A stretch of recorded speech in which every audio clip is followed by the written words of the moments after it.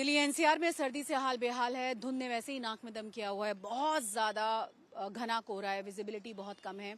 AIIMS के बाहर हम मौजूद हैं। कई सारे रैन बसेरे होने के बावजूद भी यहाँ खुले आसमान के नीचे ढेर सारे लोग आपको नजर आएंगे, मजबूरीवश, क्योंकि उनके घर वालों के किसी न किसी के ट्रीटमेंट एम्स में चल रहे हैं और देश भर से लोग क्योंकि एम्स पहुंचते हैं यहाँ पर अपना ट्रीटमेंट करवाने के लिए। कहीं और सुविधाएं मिल नहीं पाती, मजबूरी है कि वो वापस जा नहीं सकते। और क्योंकि जो रैन बसेरे हैं वो लिमिटेड हैं, वहाँ उतनी जगह नहीं है कि सबको वहाँ पर अकोमोडेट किया जा सके, तो मजबूरीवश उन्हें खुले आसमान के नीचे रहने के लिए मजबूर होना पड़ता है। ढेर सारे लोग आपको ऐसे नजर आएंगे। बाबा, आप कहाँ से आए हैं? बिहार से। अच्छा, और कौन है अस्पताल में भर्ती? एम्स में। हाँ। कौन भर्ती है? हमारी मैडम। हमारे उसमें से रेफर हुआ है कैंसर वाले में। अच्छा, उनको कैंसर हो गया है। और अब नहीं नहीं नहीं नहीं, बस आप बता दीजिए। तो फिर आप कितने दिनों से यहाँ रह रहे हैं? हम 5 साल से आ रहे हैं। अब ठीक हो गई लड़की। हाँ, उसका मजबूरी था जो था, मरने तुल हो गई थी, वो अब पोजीशन ठीक हो गया। तो अभी कितने दिनों से यहाँ पे हैं? हम लोग 2 रोज से। और कितने दिन और रुकना होगा? और कितने दिन और रुकना होगा? नहीं, हम निकल जाएंगे शनिवार वार से। अच्छा। हाँ। तो बहुत ठंड लग रही है क्योंकि दिल्ली में तो वैसे भी सर्दी है थोड़ी। कहाँ ठंडी नहीं लगेगी मैडम? हाँ, लगती है। क्या पन्नी टांगे हुए हैं। बहुत ठंड तो लगती है, क्या करो यार। आप कहाँ से आए? बदायूं से। ऊपी से। कौन बीमार हुआ है? मैडम अपनी। क्या हो गया इनको? गले में यहाँ परेशानी है यहाँ। अच्छा, दिखा लिया है? दिखाएंगे। अच्छा, दिखाएंगे भी, नंबर नहीं आया? आप ही को दिक्कत है? बहुत ज्यादा सर्दी भी है, तो डॉक्टर को दिखाने का इंतजार है। नंबर रैन बसेरे में जगह नहीं मिली? नहीं। तो मतलब देखिए, यहाँ पे बहुत सारे ऐसे लोग हैं जिन्हें अभी इंतजार है कि उनका नंबर आए और उसके बाद वो डॉक्टर को दिखाएं। कई लोगों के जो घर वाले हैं उनका यहाँ इलाज चल रहा है, वो इंतजार कर रहे हैं। हालांकि आपने सुना होगा कि फायदा हुआ है। मतलब एम्स तो वैसे भी एक ऐसी जगह है ना पूरे भारत में जहाँ असाध्य से असाध्य बीमारी के लिए लोग पहुंचते हैं, और यहाँ के डॉक्टर्स मतलब वो सेवियर से कम नहीं है, वो भगवान के रूप से कम नहीं है। जिस तरह से वो लगातार काम करते हैं मरीजों के लिए, जिस तरह के केसेस को वो संभालते हैं। लेकिन क्योंकि कितने लोगों का इंतजाम किया जाए, ये सबसे बड़ा सवाल है। यहाँ आसपास कई रैन बसेरे हैं, लेकिन उनके अंदर क्योंकि जगह नहीं रहती, सरकार की तरफ से वहाँ इंतजाम जरूर किए जाते हैं, तो ये लोग यहाँ पहुँचते हैं और खुले आसमान के नीचे, खुली छत के नीचे रहने के लिए मजबूर रहना पड़ता है। आप बहुत सारे लोगों के लिए काम करते हैं संप्रसाद जी। जी, मैं पिछले 15 साल से एम्स में कार्यरत हूँ और हर सर्दियों में हालात ठीक नहीं रहते हैं, तो हम इनके लिए कंबल की व्यवस्था, छोटे बच्चों की व्यवस्था भी पिछले 25 तारीख को जो है हमने करीब 200-300 लोगों को कंबल और बच्चों के लिए कपड़े का वितरण किया है। जो बेस्ट हो सकता है, जितनी सुविधाएं हो। Yes ma'am. और मैं डायरेक्टर साहब से भी कई बार निवेदन किया है कि इनके लिए जो एक कैंटीन की व्यवस्था हो जाए जहां सस्ता खाना मिल जाए, क्योंकि अगर लोग इनको खाना ना दे तो इनकी बड़ी समस्या हो जाती है। अच्छा, ये बहुत अच्छी बात इन्होंने बताई कि यहाँ बहुत बड़ी संख्या में लोग आते हैं। अभी भी आपने देखा होगा कुछ लोगों के पास ब्लैंकेट है, रजाई है, रोज खाना, मतलब बहुत सारे लोग यहाँ पहुँचते हैं और अपनी यथाशक्ति के हिसाब से इन लोगों की मदद करते हैं। यस, बहुत मदद करते हैं। और मुझे लगता है कि थोड़ा सा अगर एम्स प्रशासन ये नजर रखे इन पे, तो हालात और अच्छे हो सकते हैं और इनको इस समस्या से निदान मिल सकता है। बहुत शुक्रिया। मतलब कुल मिलाकर अगर देखा जाए तो लगातार इन लोगों के जो पेशेंट हैं वो अंदर हैं, इन्हें बाहर रहने के लिए मजबूर जरूर होना पड़ा है, लेकिन कोशिश ये होती है तमाम समाज सेवी संस्थाओं की तरफ से, इंडिविजुअल जो लोग पहुंचते हैं। संजय से लोग हैं जो कह रहे हैं कि पिछले बहुत लंबे समय से वो लगातार इन लोगों के लिए कार्यरत हैं और जिसकी भी मदद हो सकती है उनकी तरफ से कोशिश होती है कि वो प्रोवाइड किया जा सके।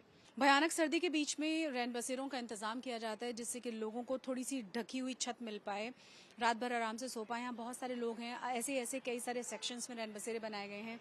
नाम क्या है आपका? कहाँ से आई हैं आप? सोई तो नहीं है ना? नहीं। कौन भर्ती है? मेरा दीदी। आपकी बहन? क्या हो गया उनको? कैंसर था। अच्छा, और आप कब से हैं यहाँ पे? 1 महीना से। इंतजाम ठीक है यहाँ का? हाँ, ठीक है। देखिए, मतलब कैंसर है उनकी ननद को, उनके लिए साथ वो यहाँ पे आई हैं। कई सारे लोग सो चुके हैं, कई लोग हमें उठे हुए नजर आ रहे हैं, उनसे हम बात करने की कोशिश करेंगे। सर्दी बहुत ज़्यादा है और यहाँ पर लोग आते हैं खाना बांटने के लिए, ओढ़ने का इंतजाम उनकी तरफ से किया जाता है, मतलब कंबल और बाकी की चीजें भी यहाँ पर लोग आकर मदद कर देते हैं। आप कहाँ से आई हैं? हम तो बिहार से आए हैं। आप बिहार से आई हैं? और कौन है यहाँ भर्ती, कौन है एम्स में? मेरा आदमी है। क्या हो गया उनको? वो वीरेंद्र में पहले चोट लगा ना, तो 3 बरिस ठीक हुआ, दिया दवा भइल तो बोला कि जे दवा से खुल जाएगा तो ऑपरेशन ना करे के पड़ी। तो हमने के कन से कि चलो दवा से खुल गई, ऑपरेशन ना करे के पड़ी। तो 3 बरिस बढ़िया रही।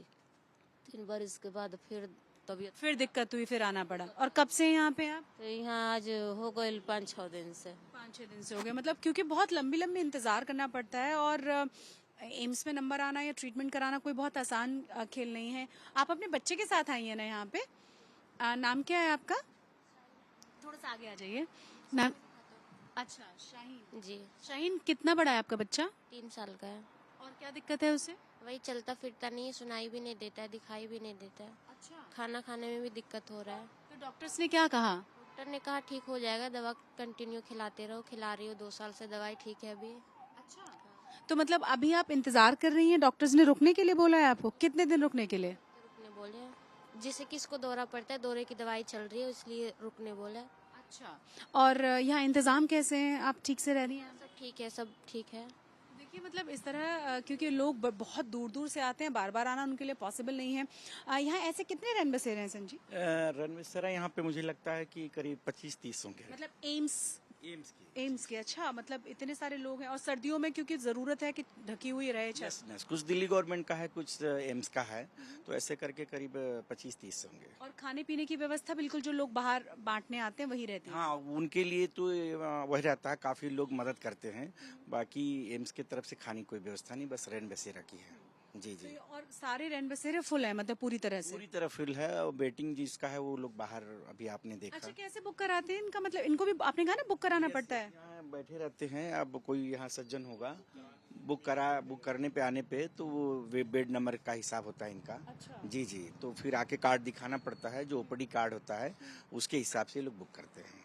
जी। तो मतलब आपको रैन बसेरे को बुक कराने के लिए, अपना बेड बुक कराने के लिए भी यहाँ पर पहले अपने आप को एनरोल कराना पड़ेगा, अपना ओपीडी कार्ड दिखाना पड़ेगा, उसके बेसिस पे फिर वो आपको बेड अलॉट कर देते हैं। क्योंकि बड़ी संख्या में लोग यहाँ पर रैन बसेरों में रात बिताने के लिए उस उम्मीद से आते हैं। जिन लोगों को नहीं मिलता है बेड, वो फिर बाहर की तरफ, जो हमने आपकी तस्वीरें दिखाई थी, वहां फिर खुले आसमान के नीचे रहने के लिए मजबूर हो जाते हैं। तो दिल्ली में जबरदस्त सर्दी, दिल्ली एनसीआर में बहुत ज्यादा घना कोहरा, आधी रात हो चुकी है, लेकिन यहाँ आसपास देखने के बाद आपको ऐसा नहीं लगेगा। अलग अलग जगहों पर बैरिकेड्स नजर आएंगे। हमारी डिफेंस फोर्सेज की बात करें, पुलिस की बात करें, आर्म्ड फोर्सेज की बात करें, उनकी जिम्मेदारियां और बढ़ जाती हैं। चाहे बॉर्डर की बात कर लें, चाहे देश के भीतर की बात कर लें, क्योंकि न्यू ईयर बिल्कुल करीब है और किसी भी तरह से फॉग का या सेलिब्रेशन वाले मौसम का इस मौके का फायदा उठाकर किसी भी तरह की कोई सुरक्षा में चूक नहीं होनी चाहिए।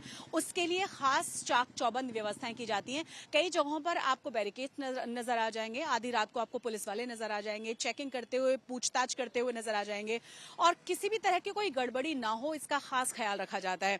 क्योंकि वैसे भी बहुत ज्यादा ठंडी है और न्यू ईयर का मौका है, तो गलती या कोई चूक किसी भी तरह से ना होने पाए उसका खास ख्याल रखा जा रहा है। इस वक्त हम जो है लाजपत नगर में मौजूद हैं और देखिए जरा किस तरीके से यहाँ पर बैरिकेड्स लगे हुए हैं। पुलिस वाले पूरी तरह से चाक चौबंद व्यवस्था को बनाए हुए हैं और इसी तरह की स्थिति आपको ज्यादातर जगहों पर नजर आएगी, खास तौर से इतनी ज्यादा सर्दी होने के बावजूद भी। निर्भय कुमार हमारे साथ हैं जो तमाम इन चीजों को संभाले। निर्भय जी, इतनी ज्यादा ठंड में भी आप लोग जिस तरह से देख रहे हैं और यहाँ अच्छी खासी भीड़ नजर आ रही है अभी भी। आप देख सकते हैं मैडम कि यहाँ पे अभी रात के 12:30 12:30 बज गए हैं, लेकिन ट्रैफिक कितना ज़्यादा है। तो लोगों में मेरा ख्याल है कि न्यू ईयर का खुमार शुरू हो गया है और हमारी जिम्मेवारी इससे ज़्यादा बढ़ जाती है। मतलब हम लोगों को कहते हैं कि अगर जरूरत नहीं है घरों से बाहर मत निकलिए, बहुत सर्दी है, बच कर रहिए। आप लोगों की जिम्मेदारियां कई गुना और बढ़ जाती हैं क्योंकि सेलिब्रेशन या फिर इस तरह की किसी भी कोताही का कोई फायदा ना उठा ले। जी, हम लोग एक तो ये फॉग हमारे लिए थोड़ा चैलेंजिंग है क्योंकि हम लोग ड्रंक ड्राइविंग पे भी काफ़ी फोकस कर रहे हैं। हमारा डर ये होता है कि लोग ड्रंक ड्राइविंग करके और बैरिकेड्स में हिट ना कर दे फॉग में। तो हमने ब्लिंकर्स और काफ़ी यहाँ पे पुलिस बल लगाया हुआ है। और आगे भी आप देख सकते हैं कि पुलिस बल लगाने वो लोगों को स्लो करते हैं टॉर्च का यूज़ करके। कि यहाँ पे पुलिस की चेकिंग है, बैरिकेड्स लगे हुए हैं। तो ये शराब वाले मामले बहुत ज्यादा बढ़ जाते हैं और एक्सीडेंट्स के केसेस ज्यादा देखने को मिलते हैं, खासतौर से बहुत सर्दी होने पर। जी, हमारा एप्रीहेंशन यही होता है कि लोग ऐसे माहौल में, जब ये न्यू ईयर का ये शुरू होता है, तो लोगों में ड्रिंक ड्राइविंग और शराब वगैरह की यहाँ पे यूज बढ़ जाती है। आप लोग कैसे खुद को फिट भी रखते हैं, क्योंकि आप बीमार पड़ना भी अफोर्ड नहीं कर सकते, बहुत मेंटली भी आपको बहुत सही रहना है, एंड रात को नींद ना आए, इसके लिए क्या खास आप और आपके बाकी की टीम के लोग करते हैं? इसके लिए तो बस एक ही कहूँगा कि दिमाग में हमेशा ये रहता है कि अगर हमारी ड्यूटी है यहाँ पे, अगर हमें लोगों को सेफ रखना है, लोगों को एक्सीडेंट से बचाना है, लोगों को थोड़ा डिसिप्लिन रखना है, तो हमें ये तो करना पड़ेगा मैम। तो we have to do this. और गाड़ियों को चेक करते हैं लोग, गाड़ियों में शराब भी ले जाते हैं, पीते हुए भी जाते हैं। हमारा दोनों तरीके का होता है, हम लोग उन पे लीगल एक्शन भी लेते हैं।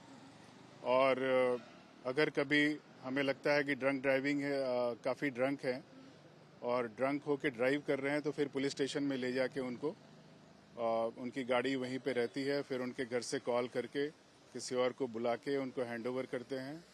हम लोग इस तरह का एक्शन लेते हैं। तो कम से कम मतलब अपनी जान और दूसरों की जान को जोखिम में न डालें। अगर आपने शराब पी है तो आप टैक्सी लें, ड्राइवर साथ रखें, मतलब कोई भी इंतजाम होना चाहिए। किसी और की जान पर खतरा है, आपकी जान पर खतरा नहीं बनना चाहिए। और देखिए दिल्ली पुलिस जिस तरीके से मुस्तैद है, जिस तरीके से लगातार आपकी सेवा में तत्पर है, वो तस्वीर हम आपको दिखा रहे हैं। और क्योंकि सर्दी बहुत ज्यादा है, ऐसे में भी लगातार जो मैंने कहा कि हमारी तमाम जो आर्म्ड फोर्सेज हैं, जो हमारी सिक्योरिटी फोर्सेज हैं, जो हमारी पुलिस है, इनकी ज्यादा जिम्मेदारियां बढ़ जाती हैं और वो दिखाई भी दे रही हैं। कैमरामैन अनिल के साथ शशि शर्मा, दिल्ली आज तक।